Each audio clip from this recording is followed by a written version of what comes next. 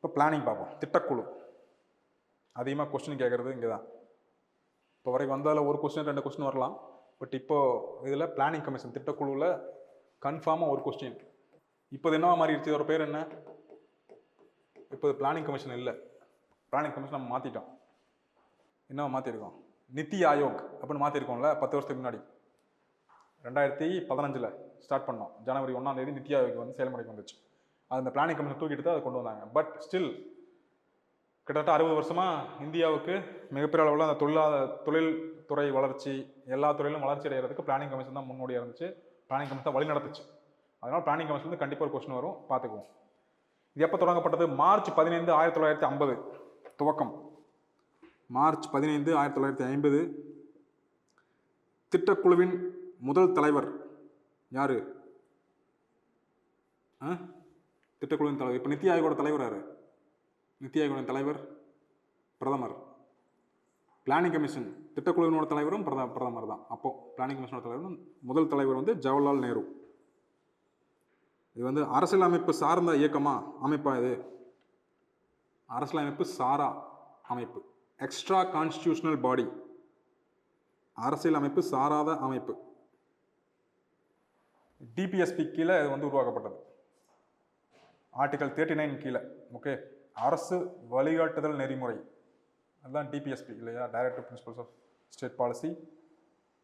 So அது கீழே article 39 கீழே இந்த திட்டக்குழு உருவாக்குறாங்க. கேபினட் அமைச்சகத்தின் தீர்மானத்தின்படி உருவாக்கப்பட்டது. கேபினட் அமைச்சகத்தின் தீர்மானத்தின்படி உருவாக்கப்பட்டது. அதாவது resolution of the cabinet ministry. அரசியலமைப்பு சாராத அமைப்பு. தென் தன்னாட்சி பெற்ற அமைப்பு, நான் ஸ்டாச்சுட்டரி பாடி. தன்னாட்சி பெற்ற அமைப்பு, நான் ஸ்டாச்சுட்டரி பாடி. பிகாஸ் இது எந்த ஒரு ஆர்டிக்கல் கீழே உருவாக்கல, இது கம்ப்ளீட்டாக செப்பரேட் பாடியை உருவாக்குறாங்க. இதனுடைய துணைத் தலைவரை நியமிக்கிறது பிரதமர். துணைத் தலைவரை நியமிப்பது பிரதமர். இதனுடைய உறுப்பினர்களை இந்திய அரசால் நியமிக்கப்படுகிறார்கள். இதனுடைய உறுப்பினர்கள் இந்திய அரசால் நியமிக்கப்படுகிறார்கள். The members are appointed by the government of India. திட்டக்குழு தலைவர் பதவிக்காலம் 5 ஆண்டுகள். துணைத் தலைவர் மற்றும் உறுப்பினர்களுக்கு பதவிக்காலம் இல்லை. துணைத் தலைவர் மற்றும் உறுப்பினர்களுக்கு பதவிக்காலம் இல்லை.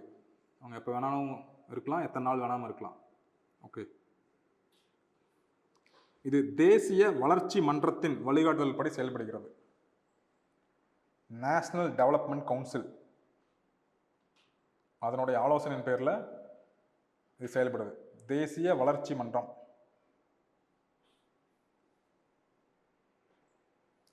திட்டக்குழுவின் கடைசி தலைவர் யாரு? முதல் தலைவர் ஜவஹர்லால் நேரு, கடைசி தலைவர் மோடி, பிரதமர் நரேந்திர மோடி.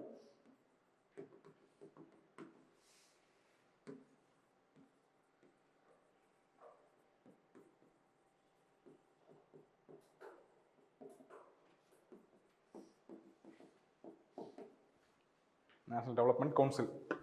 ஓகே,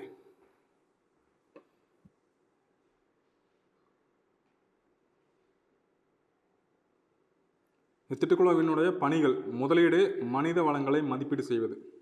ஸோ இப்போவும் அதான் பண்ணுறாங்க, இன்னும் எக்ஸ்ட்ராவாக பண்ணுறாங்க. இன்வெஸ்ட்மெண்ட், அதாவது capital and human resource development.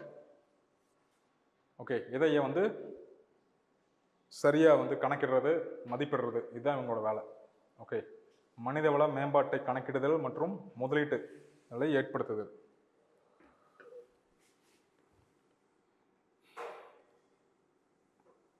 Employment opportunities, generation of employment opportunities. Employment opportunities ஒரு வேலைவாய்ப்புகளை உருவாக்குதல்.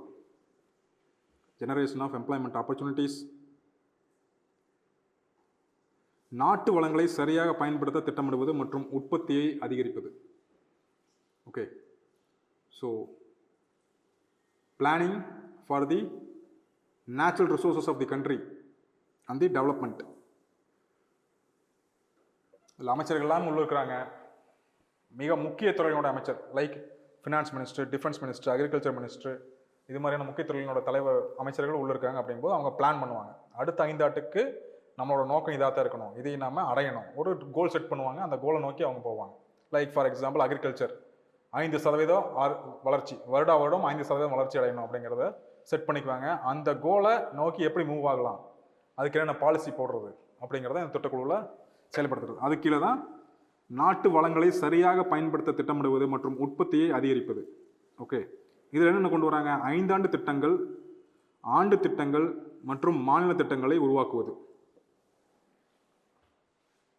ஸ்டேட் லெவல் பிளானிங்கும் இவங்க உருவாக்குறாங்க. ஸ்டேட்லையும் இதே பிளானிங் கமிஷன் இருக்கும். ஸ்டேட் லெவல் பிளானிங் கமிஷன், தென் 5 இயர் பிளான்ஸ். இரு அரசாங்கங்களுக்கும் ஆலோசனை வழங்குகிறது. பிளானிங் கமிஷன் 2 பேர்த்துக்குமே ஆலோசனைகள் வழங்கும். Okay, advices. அது வந்து கண்டிப்பாக நம்ம பின்பற்றணும்னு அவசியம் இல்லை, ஸ்டேட்ஸ் வந்து பின்பற்றணும்னு அவசியம் இல்லை. பட் பிகாஸ் இவங்க வந்து மிகப்பெரிய ரிசர்ச் பாடி, அவங்க உள்ளே இறங்கி சர்வே பண்ணுவாங்க, ரிசர்ச் பண்ணுவாங்க. சயின்ஸ் அண்ட் டெக்னாலஜி எந்த அளவுக்கு வளருது, எவ்வளோ தேவை அப்படின்னு எல்லாத்தையும் டிசைட் பண்ணுறது இவங்க தான். ஸோ நீங்கள் பார்த்தீங்கன்னா பிளானிங் கமிஷன்லாம் இருந்தப்ப இந்த பிளானிங் கமிஷனில் ஒரு மீட்டிங் வைப்பாங்க.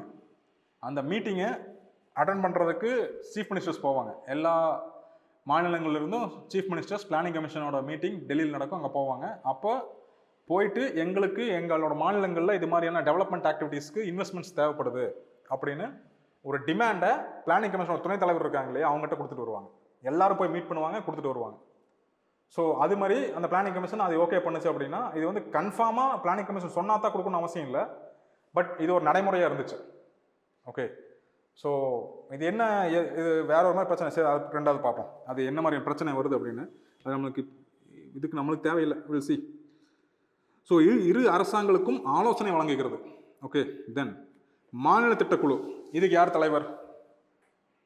முதலமைச்சர். மாநில திட்டக்குழுவினுடைய தலைவர் முதலமைச்சர். துணைத் தலைவர் முதலமைச்சரால் நியமிக்கப்படுகிறார். இதனுடைய உறுப்பினர் நிதித்துறை முதன்மை செயலாளர், chief secretary finance. Okay, state planning கமிஷனுடைய ஹெட் வந்து சீஃப் மினிஸ்டர். உறுப்பினர் நிதித்துறை முதன்மை செயலாளர்.